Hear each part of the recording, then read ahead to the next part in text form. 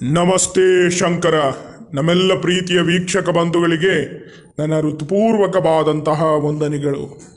ವೀಕ್ಷಕರೇ, ನಾನು ನಿಮಗೆ ಈ ಒಂದು ಸಂಚಿಕೆಯಲ್ಲಿ ನಿಮಗೆ ಸುಂದರ ಪಂಚಾಕ್ಷರಿಯ ವಶೀಕರಣ ಮಂತ್ರವನ್ನು ನಿಮಗೆ ಈ ವಿಡಿಯೋದಲ್ಲಿ ನಿಮಗೆ ತಿಳಿಸ್ಕೊಡ್ತಾ ಇದ್ದೀನಿ.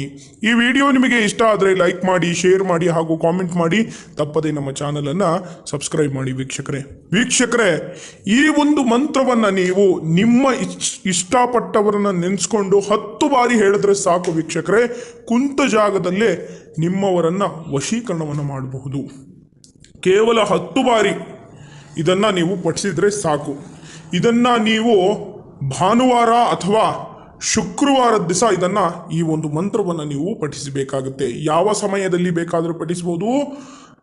ದಿನ ಮಾತ್ರ ಭಾನುವಾರ ಮತ್ತು ಶುಕ್ರವಾರದಿಂದಲೇ ಪಠಿಸಬೇಕು. ನಿಮ್ಮ ಮನಸ್ಸಿನಲ್ಲಿ ನೆನೆಸ್ಕೊಂಡ್ಬಿಟ್ಟು ಈ ಒಂದು ಮಂತ್ರವನ್ನು ಹೇಳಿಬಿಟ್ಟು ಲಾಸ್ಟಲ್ಲಿ ಅವರ ಹೆಸರನ್ನು ಸೇರಿಸ್ಕೊಂಡು 10 ಬಾರಿ ಪಠಿಸಿದ್ರೆ ಸಾಕು ವೀಕ್ಷಕರೇ.